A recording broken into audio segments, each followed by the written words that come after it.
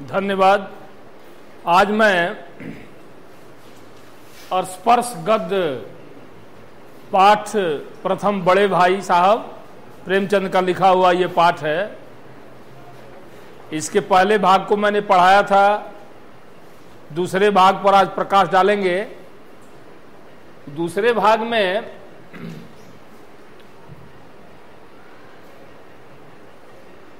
इस तरह अंग्रेजी पढ़ोगे तो जिंदगी भर पढ़ते रहोगे और एक हर्फ नहीं है, न आएगा। हर्फ मतलब हर्फ मतलब अक्षर होता है, अक्षर।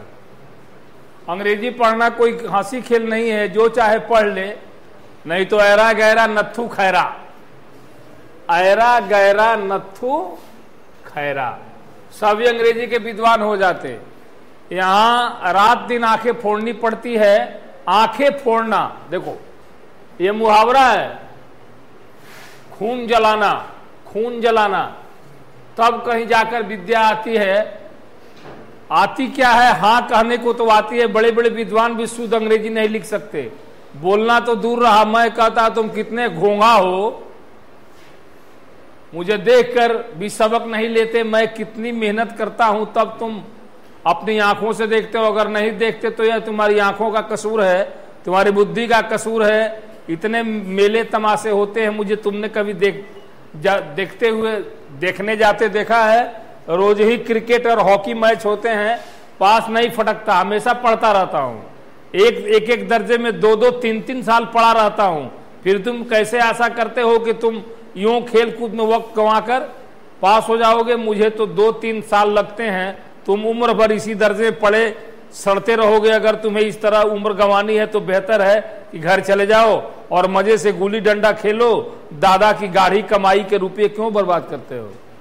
ये सारे वाकया जो है, ये कौन बोल रहा है? बड़े भाई। लेखक जो है जब खेल से आता है गुल्ली डंडा खेल करके, उसके बाद लेखक को डांट रहे हैं कि अंग्रेजी पढ़ना कोई खेल नहीं है। मैं जो चाहे पढ़ ले, ऐरा गहरा नत्थू खैरा, मैंने साधारण आदमी जो भी चाहे सो ऐरा गहरा ही पढ़ लेगा। उसके लिए आंखें फोड़नी पड़ती है, खून जलाना पड़ता है। तुम देखते हो एक कक्षा में 2-2, 3-3 साल रह जाता हूं, तब भी अंग्रेजी पढ़ने के लिए तो सही पढ़ लेते हैं, समझ में किसको आता है। जैसा कि लेखक के बड़े भाई लेखक से कह रहे हैं। इसका मतलब हुआ कि बार बार उसको डांट रहे हैं, समझा रहे हैं। तुम दिन रात खेलते हो, मुझको कभी खेलते हुए देखे हो? ऐसा बोल रहे हैं। मैं कहीं खेलने जाता हूं? नहीं जाता हूं। इस तरह से अनेकों तरह की फिलोसफियां झाड़ झाड़ करके लेखक बेचारा चुपचाप मुंह बंद करके आंखें नीचे किए उनकी बातों को ध्यान से क्या करता है? सुनता रहता है। इसलिए कि बड़े भाई हैं, जवाब भी नहीं देता है। इस तरह से मैं यह लताड़ सुनकर, लताड़ मतलब क्या होता है? फटकार। आंसू बहाने लगता, जवाब ही क्या था? अपराध तो मैंने किया। लताड़ कौन सा है? भाई साहब उपदेश की कला में निपुण थे। ऐसी ऐसी लगती बातें कहते जैसे सुक्ति बाण चलाते मेरे जिगर। जिगर मतलब हृदय के टुकड़े टुकड़े हो जाते हैं, हिम्मत टूट जाती है। इस तरह जान तोड़कर, जान तोड़ना देखो मुहावरा है, मेहनत करने की शक्ति। जान तोड़ना मतलब आवश्यकता से अधिक मेहनत करना, आवश्यकता से ज्यादा परिश्रम करना, उसको कहते हैं जान तोड़ना। ठीक है? हिम्मत टूट जाती है। इस तरह से निराशा जरा देर के लिए मैं सोचने लगता क्यों ना घर चला जाऊं, जो मेरे काम, मेरे बूते मतलब शक्ति, बूते मतलब शक्ति, मेरे बूते के बाहर है शक्ति। हाथ डालकर क्यों अपनी जिंदगी खराब करूं? मुझे अपना लेखक बोले कि भाई अगर तुमको पढ़ने का मन नहीं है तो क्यों हॉस्टल में बैठ करके दादाजी की गाड़ी का मैं नुकसान करते हो? चले जाओ घर पर, वहीं जाके गुल्ली डंडा खेलते रहना। यह बात लेखक को लग गई। वो सोचता है कि मैं जब पढ़ता नहीं हूं तो मुझे यहाँ रहने से क्या फायदा है, अपने मन में सोचता है। उसके बाद हाथ डाल कर क्यों अपनी जिंदगी खराब करूं? मुझे अपना मूर्ख रहना मंजूर था, लेकिन उतनी मेहनत करना मुझे तो चक्कर आने सा लगता था। वो मूर्ख बनना मंजूर कर रहा था, लेकिन मेहनत करना मंजूर नहीं कर रहा था। हम आपके जैसा नहीं पढ़ पाएंगे। अरे तो उनके जैसा कौन पढ़ेगा? दिन रात पढ़ते थे, परीक्षाएं फेल करते थे, कौन पढ़ेगा उनके जैसा? आंखें फोड़ना मतलब टकटकी निगाह से किताब में देखते रहना, लेकिन घंटे दो घंटे के बाद निराशा के बादल फट जाते। मैं ये सोचता ऐसा कि भाई साहब की तरह तो मैं पढ़ नहीं पाऊंगा, मुझको यहां मूर्ख बनना अच्छा है, तो इससे अच्छा है कि मैं घर चला जाऊं, अपने मन में सोचता था। लेकिन तुरंत क्या हो जाता, फिर जो है निराशा के बादल छट जाते थे। इरादा करता कि आगे से खूब जी लगाकर पढ़ूंगा, चटपट एक टाइम टेबल बना डालता है, टाइम टेबल बनाता है। देखो क्या टाइम टेबल बनाता है, बिना पहले से नक्शा बनाए कोई स्कीम तैयार, काम कैसे शुरू करूं। टाइम टेबल में खेल कूद की मद बिल्कुल उड़ जाती। प्रातःकाल 6 बजे उठना, हाथ मुंह धो नाश्ता कर पढ़ने बैठना, 6 से 8 तक अंग्रेजी, 8 से 9 तक हिसाब, 9 से 9:30 तक इतिहास, फिर भोजन, स्कूल फिर 3:30 बजे से स्कूल से वापस होकर आधा घंटा आराम, 4 से 5 तक भूगोल, 5 से 6 तक ग्रामर, आधा घंटा हॉस्टल के सामने ही टहलना, 6:30 से 7 बजे तक अंग्रेजी कंपोजिशन, फिर भोजन करके 8 से 9 तक अनुवाद और 9 से 10 तक हिंदी, 10 से 11 तक विविध विषय, फिर विश्राम। समय कहाँ है? पूरा नक्शा बना दिया, यहां से यहां तक ये करेंगे, वहां से वहां तक ये करेंगे, पूरा नक्शा बना दिया। नक्शा बनाने के बाद नक्शा तो बना दिया, लेकिन नक्शा बनाने के बाद मगर टाइम टेबल बना लेना एक बात है, और उस पर अमल करना, कड़वी दवा खरीदना, उसका घूंट बनाना और पीना, तीनों बहुत अंतर है ना।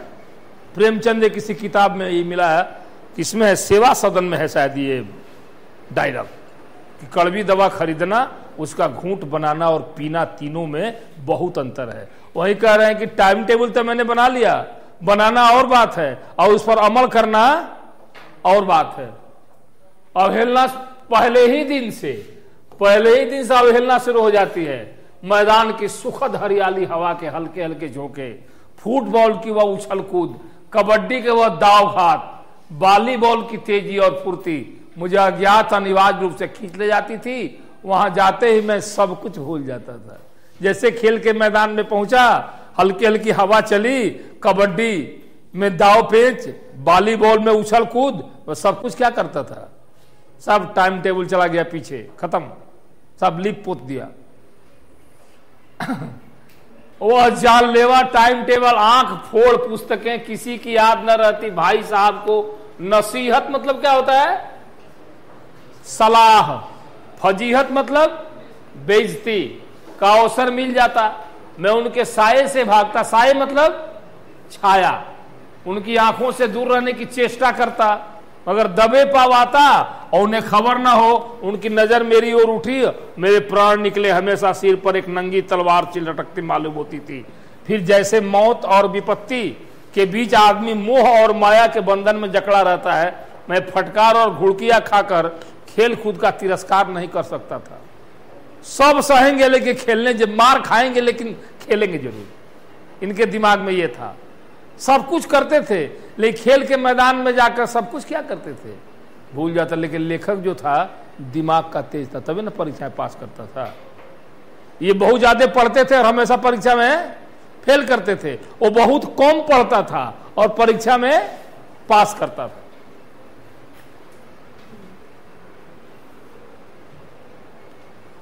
सालाना इम्तिहान हुआ, भाई साहब फेल हो गए।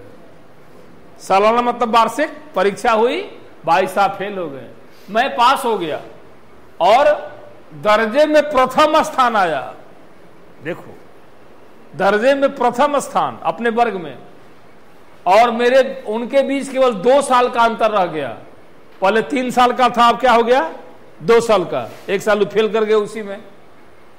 भाई साहब को आड़े हाथों लूं, आपकी वह घोर तपस्या कहां गई मुझे देखी। मजे से खेलता भी रहा और दर्जे में अव्वल भी आया, लेकिन वह इतने दुखी उदास थे कि मुझे उनसे दिल्ली हम हमदर्दी हुई और उनके घाव पर नमक छिड़कने का विचार लज्जास्पद जान पड़ा।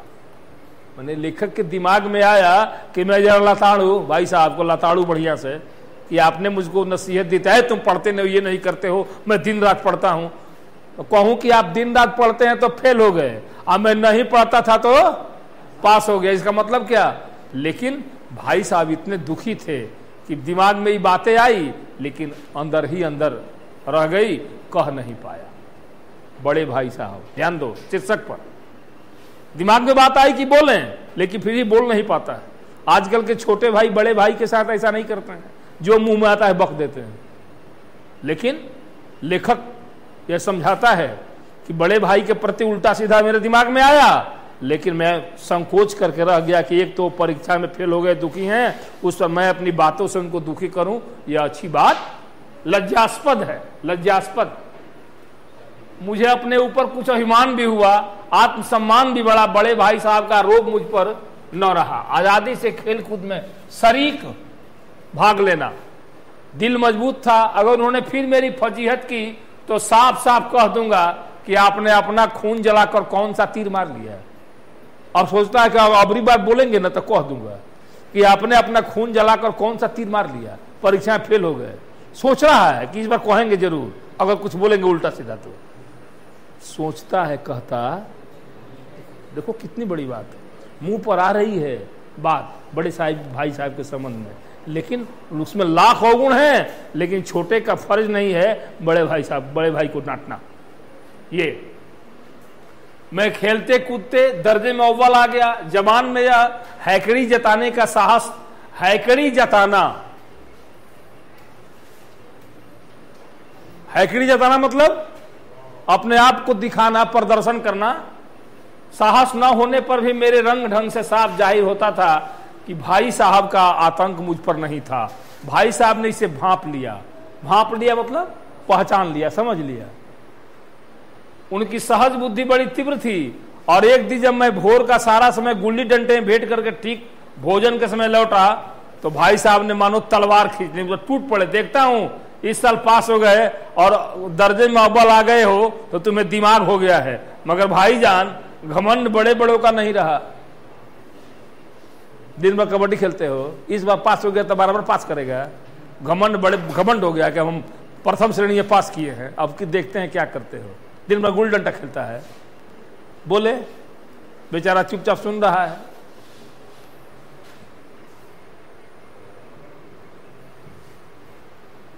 तुम्हारी क्या हस्ती है, इतिहास में रावण का हाल तो पढ़ा ही होगा। उसके चरित्र से तुमने कौन सा उपदेश लिया? हाँ यूं ही पढ़ गए, मौज इम्तहान पास कर लेना कोई बड़ी चीज नहीं है। असल चीज है बुद्धि का विकास। जो कुछ पढ़ो उसका अभिप्राय समझो। रावण भूमंडल का स्वामी था। ऐसे राजाओं को चक्रवर्ती कहते हैं। आजकल अंग्रेजी में राज्य का विस्तार बहुत बड़ा हुआ है, पर इन्हें कोई चक्रवर्ती नहीं कह सकते।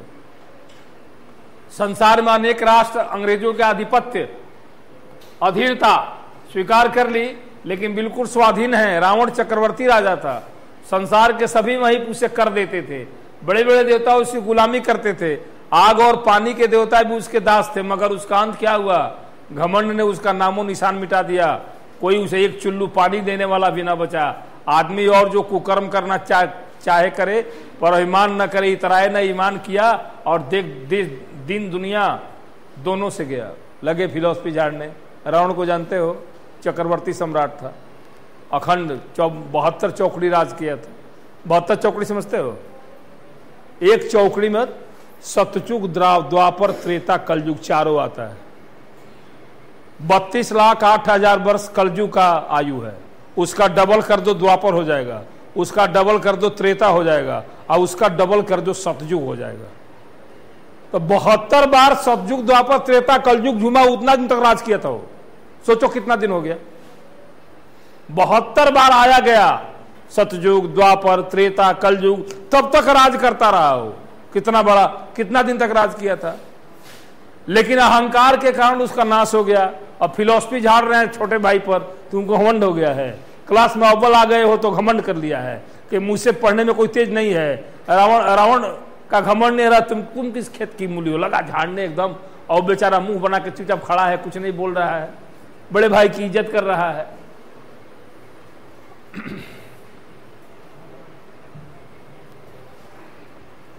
शैतान का हाल पढ़ा भी होगा, उसे ईमान हुआ था कि ईश्वर उससे बढ़कर सच्चा भक्त कोई नहीं। अंत में यह हुआ कि स्वर्ग से नरक में ढकेल दिया गया। साहेरुम ने भी एक बार अहंकार किया तो भीख मांग मांग कर मर गया। तुमने तो अभी केवल एक दर्जा पास किया है, अभी से तुम्हारा सिर फिर गया है, अब तो तुम आगे पढ़ चुके। यह समझ लो कि तुम अपनी मेहनत से नहीं पास हुए, अंधे के हाथ बटेर लग गया। हालांकि मेहनत करके पास किया है, अंधे के हाथ में बटेर लग गया तो तीर मार लिया। मगर बटेर केवल एक बार हाथ लग सकती है, बार बार नहीं लग सकती। कभी कभी गुल्ली डंडे में अंधा चोट निशाना पड़ जाता है, इससे कोई सफल खिलाड़ी नहीं हो जाता। सफल खिलाड़ी वह है जिसका कोई निशाना खाली न जाए। बल्ला भांज दिया, आ गया बल्ला पर, बॉल चला गया छक्का, तो अच्छा क्रिकेटर बन गया? नहीं होता है। बल्ला भांज दिया, आ गया, लग गया छक्का। कोई बॉलर भी मार देता है छक्का, इसका मतलब कोई क्रिकेट खेलने आता है? कोई जरूरी नहीं है। मैंने कहने का मतलब यह है कि तरह तरह का उदाहरण दे करके लेखक को बड़े भाई जो है डांटने फटकारने लगे कि तुमको घमंड हो गया है। साहेरुम को घमंड हुआ था, भीख मांग के मर गया। रावण को घमंड हो गया तो उसको चुल्लू पानी दिलवा कोई नहीं रहा। इस तरह से अनेकों उदाहरण दे करके लेखक के मन को छोटा कर रहे हैं, लेकिन ये इंसानियत नहीं है, गलत बात है। डांट डपट होती है, लेकिन किसी के उत्साह को कम नहीं करना चाहिए। तरीका है डांटने का, लेकिन यह अपना बढ़ाए जा रहे हैं। गुल्ली डंडे की आधा चोट निशाना, खिलाड़ी वह है जिसका कोई निशाना खाली न जाए। इनका तो एक भी निशाना लग नहीं रहा है। बेचारे दिन रात पढ़ते हैं, आंख फोड़ लेते हैं पढ़ते पढ़ते, फिर ये परीक्षा में फेल हो जाते हैं। वो दिन रात गुल्ली डंडा खेलता है और क्लास में अव्वल आता है।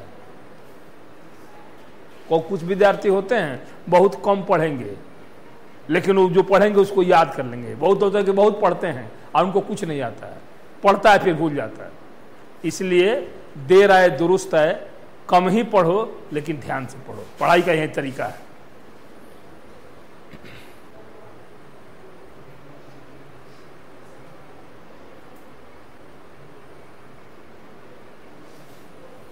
कहने का मतलब यह है कि इस भाग में मैंने आपको बताया कि लेखक किस तरह से बड़े भाई की इज्जत करता है। बार बार डांटते हैं, तुम पढ़ते नहीं हो, ये नहीं करते हो, वो नहीं करते हो, इधर करते हो, उधर करते हो, लेकिन तो भी उसके दिमाग में ये बात आती है कि मैं इसको लताड़ूं कि आप जो है खून जला रहे तो काहे नहीं तीर मार लिए, काहे नहीं पास कर गए परीक्षा में। लेकिन उनको दुखी करना नहीं चाहता था। हमारे समाज में अक्सर इस तरह की बातें हुआ करती है। परिवार में बड़ा भाई छोटे भाई को गलती नहीं रहने पर भी डांटता है, बड़ा होने का गलत फायदा उठाता है, लेकिन छोटे भाई का ये मतलब नहीं है कि हम बड़े भाई को जवाब दें। इस पाठ से आप सीखिए कि हम अपने परिवार में भी अपने से बड़ों को इज्जत देने की कोशिश करें। अगर किसी बात को लेकर वो डांट ही रहे हैं जो आपके अंदर गलती नहीं है, तो कौन सा तुम्हारे शरीर में जो है बाण लग जाता है? बात सुन लो, इधर उधर उधर हट जाओ, बात खत्म। इज्जत करो। आप इज्जत नहीं करेंगे तो आपको इज्जत नहीं मिलेगा, इस बात को ध्यान रखिएगा। हम जब किसी की इज्जत करते हैं तभी हमको इज्जत मिलती है। अपने से बड़ों का समाज में कदर नहीं करेंगे तो आपको भी कदर नहीं करेगा कोई। तो इस तरह से अब हम आपको डाउट ऑन टुडेज टॉपिक, इससे संबंधित बातें पूछेंगे आपसे। इससे संबंधित बातें हम पूछेंगे जो भी आज पढ़ाए हैं। आप आइए, आप चलो चलो आओ, कैमरे के सामने खड़ा हो इस तरह से, ताकि हम दोनों आदमी का फोटो आए। देखो, लेखक बड़े भाई साहब परीक्षा में क्यों फेल हो जाते थे और लेखक परीक्षा में क्यों पास हो जाता था, ये बात बताइए, क्या कारण था? बड़े भाई साहब इसलिए परीक्षा में फेल हो जाते थे क्योंकि उनका जब पढ़ाई में मन नहीं लगता था तो वो बैठ के चौथाई पे अलग अलग तरह के चित्र बनाने लगते थे और ज़्यादातर समय इसी में बिताते थे। और लेखक ज़्यादातर समय खेल में बिताते थे, लेकिन जितना पढ़ते थे उतना मन से पढ़ते थे। बहुत बढ़िया, अच्छा जवाब दिया। चलो ठीक है, आप चलो आओ।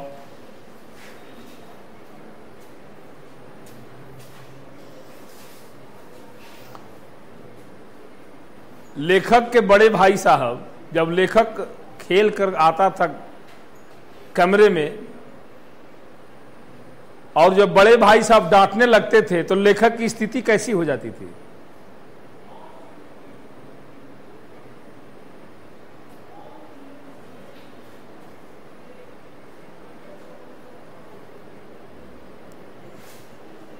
वो किस पोजीशन में खड़ा रहता था अपने बड़े भाई के सामने और क्या सोचता था? एनीबडी, कोई किसी को मालूम है? जाओ। तो कहने का मतलब ये है कि बड़े भाई साहब जब लेखक आता था खेल कूद करके, कहां गए थे? सन्न हो जाता था, लगता था कि प्राण सूख गए, लेकिन अपने मन में सोचता था कि ये बहुत ज्यादा पढ़ते हैं, परीक्षा में फेल हो जाते हैं, मैं कम ही पढ़ता हूं लेकिन परीक्षा में पास हो जाता हूं, तो क्यों नहीं इनको जवाब दे दूं ताकि मेरे उनको डांटना बंद कर दें। ऐसा वो सोचता था अपने मन में, लेकिन कहता नहीं था, केवल चेहरा झुका करके मूक दर्शक बन के देखते रहता था। आप आओ पीछे, चलो तुम चलो।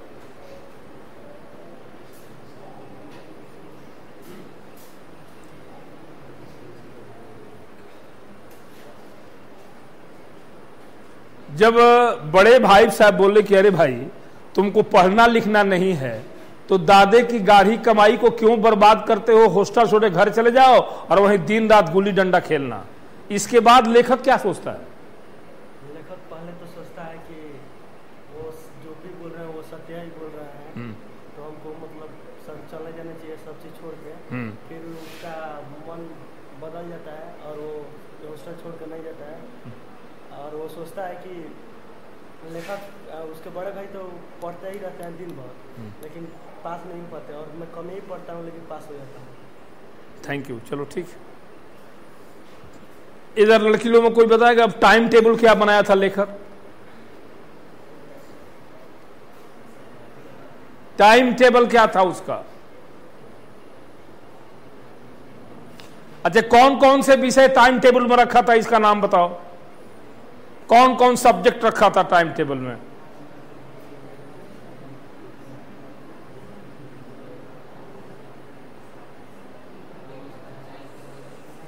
याद नहीं करते हो, समझते नहीं। अरे हिंदी, अंग्रेजी, उसके बाद इतिहास, भूगोल, अंग्रेजी, अनुवाद बनाना, लास्ट में सोने के पहले सारे विषयों को फिर एक बार देख जाना। यही ना था उसका टाइम टेबल जी। अच्छा तुम बताओ, आओ तुम इधर। टाइम टेबल बनाने के बावजूद भी लेखक उस पर अमल क्यों नहीं कर पाता था? क्या कारण था? उसके अंदर कौन सा भूत सवार हो जाता था कि टाइम टेबल बनाने के बाद भी उस पर अमल नहीं करता था? बोलो। वो टाइम टेबल बनाता लेकिन अमल नहीं कर पाता है। क्यों? क्या कारण था? क्योंकि वो स्कूल के बाहर लड़कों को देखता खेलते हुए तो उसका भी मन खेलने का मन करने लगता था, फिर वो खेलने चला जाता था और उसके बाद फिर उसके मन से नहीं, सही उत्तर ये नहीं हुआ। बैठिए। दूसरा कोई? इस प्रश्न को कौन बताएगा? चलो आओ बताओ, जो भी समझे वो बताओ। अरे जो छोटा बच्चा बचपन में चलता है तो गिरता है, फिर उठता है तो चलता है, तो आप गलत नहीं करेंगे तो सही कैसे करेंगे? कुछ भी बोलिए, चलिए। लेखक अपने टाइम टेबल पर अमल इसलिए नहीं कर पाता है क्योंकि वो टाइम टेबल तो बनाता है लेकिन उसको खेल कूद से इतना प्रेम था कि जब वो खेल के मैदान में जाता था उसी में उलझ जाता था और उसको पता था कि अगर वो नहीं पढ़ेगा तो उसके बड़े भाई साहब उसको डांटे फटकारेंगे, लेकिन उसको डांट फटकार से ज्यादा खेल में आनंद आता था, इसलिए टाइम टेबल को तिरस्कार कर दिया, मैंने भूल जाता था। थैंक यू, चलिए अच्छी बात है। कहने का मतलब इसको थोड़ा सजाए कहेंगे, लेखक जब खेल के मैदान में पहुंचता था, ठंडी ठंडी हवाएं, कबड्डी का उछल कूद, वॉलीबॉल का बॉल, जब ये सब गुल्ली डंडा जब देखता था, कुछ सारा टाइम टेबल उसके दिमाग से बाहर निकल जाता था। वो भूल जाता था कि मैंने घर पर क्या निर्णय लिया है और क्या टाइम टेबल बनाया है। इससे क्या पता चलता है? ये लेखक क्या था? खेल का प्रेमी था। आप प्रेमचंद के बचपन में भी पढ़ेंगे, पहले वो मकतब में पढ़ने जाते थे मौलवी साहब के यहाँ, तो मौलवी साहब पढ़ाते कम थे और मुर्गी के लिए छोटे छोटे कीड़ों को ज्यादा पकड़वाते थे। तो बचपन से ही वो छोटे छोटे कीड़ों को पकड़ करके मौलवी साहब के लिए लाया करता था। पढ़ता कम था, काम करता था ज्यादा खेलने कूदने का, इसलिए बचपन से वो खेलने वाला था। 3 गो नाम था ना, धनपत राय और नवाब राय, प्रेमचंद, ये 3 नाम थे उसके बचपन के। तो अब जीवनी में आपको हम बताए हैं।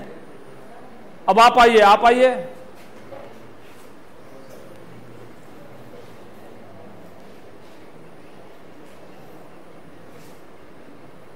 प्रथम दर्जे में पास होने के बाद भाई साहब चुप हो जाते हैं कि चलो मैं फेल कर गया, ये पास कर गया है, तो इसको ज्यादा डांटना फटकारना अच्छी बात नहीं है।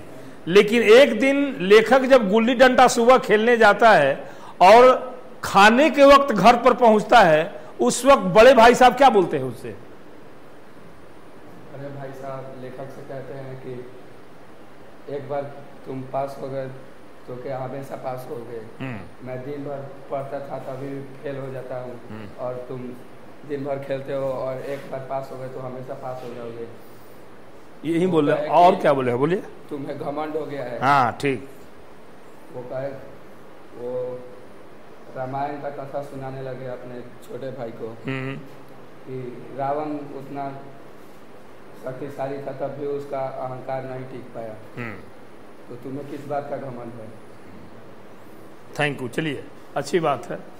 मैंने वो रावण, रामायण महाभारत से कहानी सुनाने लगे कि रावण जो है 1 लाख बेटा, 1 सवा लाख नाती था उसका, फिर भी घर में उसका जो है पानी देने वाला कोई नहीं बचा, अहंकार के चलते। और तुम खेत की मूली है, एक बार अव्वल आ गया था इसका मतलब कि बराबर पास करते रहेगा, ऐसा अहंकार उनके दिमाग में था। तो इस तरह से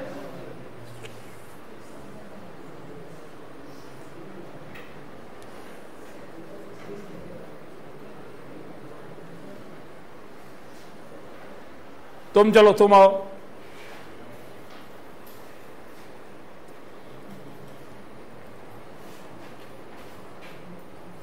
इस कहानी में लेखक के दिमाग में बात आती थी कि मैं छोटा हूं, बड़े भाई साहब मुझे डांट रहे हैं, तो मुझे भी जवाब देना चाहिए। लेकिन क्या सोच करके रुक जाता है? लेखक ये सोच कर रुक जाता कि वो हमसे बड़े हैं, उनको जवाब देना अच्छी बात नहीं है, और लेखक उनको कदर करता है। ठीक, थैंक यू, बढ़िया, अच्छा है। लेखक उनका कद्र करता था। अरे अवगुण अयोग्य वो हैं, पढ़ने में फेल हो जा रहे हैं, इसका मतलब ये नहीं है कि उनके अंदर केवल बुराई है, हमारे अंदर केवल अच्छाई है, ये बात नहीं है। बड़ों का कद्र करना छोटों का फर्ज होता है। इस फर्ज को ध्यान में रखते हुए लेखक जो है बड़े भाई साहब को जवाब देता नहीं था। इस घटना से प्रेमचंद ये सिद्ध करते हैं कि हमें भी अपने पारिवारिक जिंदगी में अपने से बड़े का कद्र करना चाहिए, उन्हें इज्जत देना चाहिए। ये छोटों का क्या है? फर्ज होता है।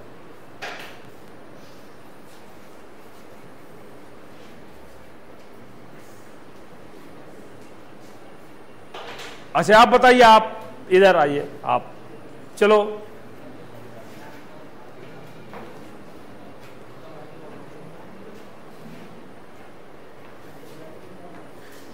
इस पाठ में किस किस खेल की चर्चा हुई है? सबका नाम बताओ। वॉलीबॉल, हाँ, कबड्डी, हाँ, basketball, basketball, football, gulli danda, और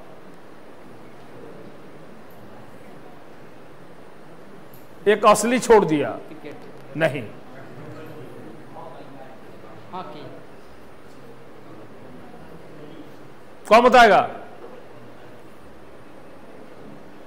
जिसका सबसे ज्यादा शौकीन था वो, हाँ बताओ। गुल्ली डंडा तो बोला ही है, बताओ तुम। पतंगबाजी, यस, चलो। पतंगबाजी पतंग उड़ाना जो है वो सबसे ज्यादा पसंद करता था। खेल में गुल्ली डंडा ही पसंद था उसको, लेकिन लास्ट में जब इस क्या कहते हैं, इस कहानी का जो अंत होता है तो उसमें लास्ट में एक पतंग उड़ते हुए जाता है, बड़े भाई साहब पकड़ लेते हैं। पतंगबाजी का वो शौकीन था।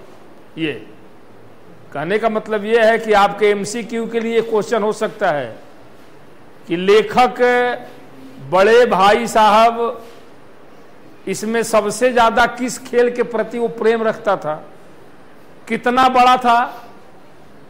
लेखक से बड़े भाई साहब कितने बड़े थे? 5 साल। तुम बताओ लेखक कितने उम्र का था तो बड़े भाई साहब कितने उम्र के थे? हाँ बोलो। लेखक 14 साल का था, लेखक छोटा भाई था और उसके बड़े भाई थे, तो कौन कितने साल का था बताओ? हाँ 14 साल के थे। बैठिए। 9 साल का लेखक और बड़े भाई साहब 14 साल के थे। अच्छा दोनों तुम बताओ, दोनों के क्लास में कितने दर्जे का फर्क था? लेखक जो है अपने बड़े भाई से कितना दर्जा नीचे था? Keep silent. 3 दर्जे नीचे था, है ना। परीक्षा पास होते होते लेखक, बैठो, अपने बड़े भाई साहब के बराबर आया कि नहीं?